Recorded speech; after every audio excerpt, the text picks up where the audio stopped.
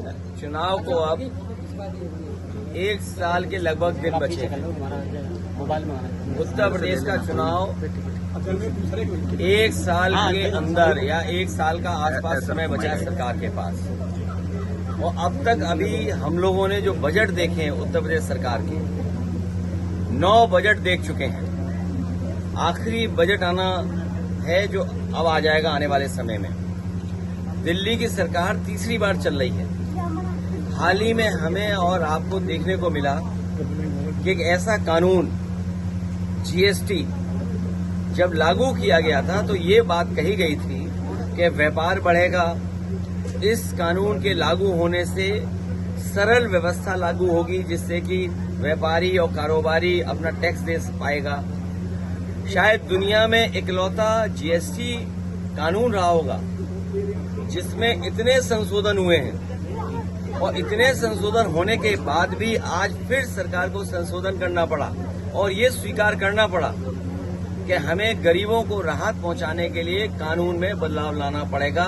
उसका जो स्लैब है वो बदलना पड़ेगा कृषि क्षेत्र में या जरूरत के सामान को लेकर के। तो सवाल ये है कि जीएसटी लागू होने से लेकर के अब तक आखिरकार सरकार ने किसको मुनाफा कमाने दिया? ये कौन लोग थे जो मुनाफा बेवजह कमा रहे थे?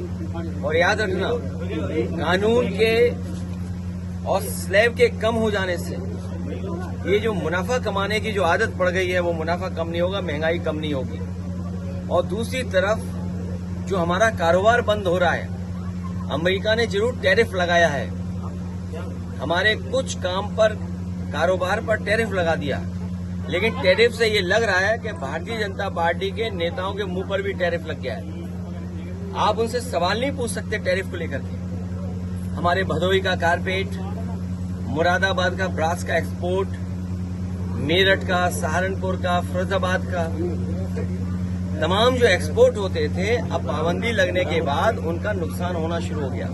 उनका नुकसान होगा, कारीगर जो जुड़े उनका नुकसान होगा, अंतोगत्वा हमारी अर्थव्यवस्था का नुकसान होने जा रहा है। अमेरिका अगर अपनी अर्थव्यवस्था को बचा रहा है या अपनी अर्थव्यवस्था को मजबूत कर रहा है तो हमें भी ये सोचना चाहिए कि हम अपनी अर्थव्यवस्था को कैसे बेहतर करें। उसके लिए हमें फैसला लेना चाहिए। मेक इन इंडिया बर्बाद हो गया। स्वदेशी का नारा केवल मुंह से है, मन से नहीं है। ये बीजेपी के लोग स्वदेशी मुंह से हैं। मुख्यमंत्री उनका कहना था अब जो 2 टीमें हैं उसकी जगह 4 टीमें बन जाएं तो और युवाओं को मौका मिलेगा। देखिए, हमारे मुख्यमंत्री जी को पता ही नहीं है 2 की 4 बना लो, 4 की 6 बना लो, 6 की 8 बना लो। पता नहीं क्या बात है, जब जब मुख्यमंत्री जी जाते हैं उस एकाना स्टेडियम में जनता भाग जाती है वहां से। जनता नहीं रहती उस स्टेडियम में।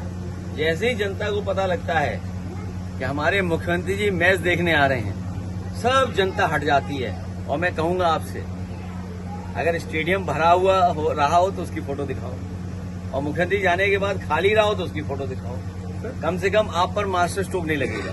3 टप्पों के बाद सर मुख्यमंत्री जी नोट 2000 की नोट लाए, वो भी मास्टर स्ट्रोक बंद किया। मुझे तो एक ही मास्टर स्ट्रोक दिखाई देता है उनका। इधर बहुत चर्चा होती है मास्टर स्ट्रोक।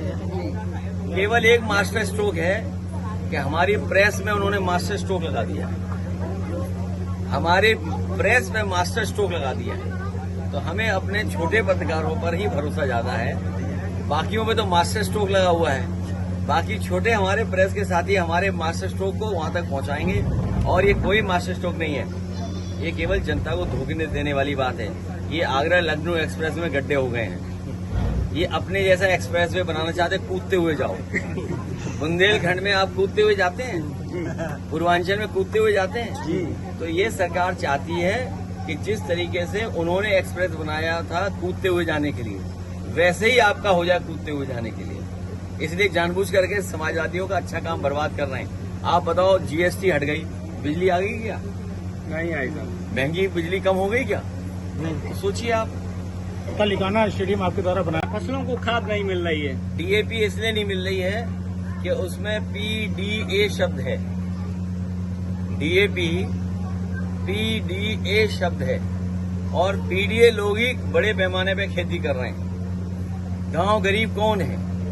जहां हम और आप खड़े हैं, इस गांव में कौन खेती कर रहा है या किस घर परिवार के बीच में खड़े हैं? तो ये तमाम वो लोग हैं जो मेहनत कर करके कमा रहे हैं। और सरकार आपके पास खाद नहीं, यूरिया नहीं, डीएपी नहीं और कीटनाशक दवाइयां महंगी हैं। और जब फसल तैयार हो जाएगी तो कोई उसको कीमत नहीं मिलेगी और बाढ़ से जो नुकसान हुआ उसकी भरपाई नहीं हुई है।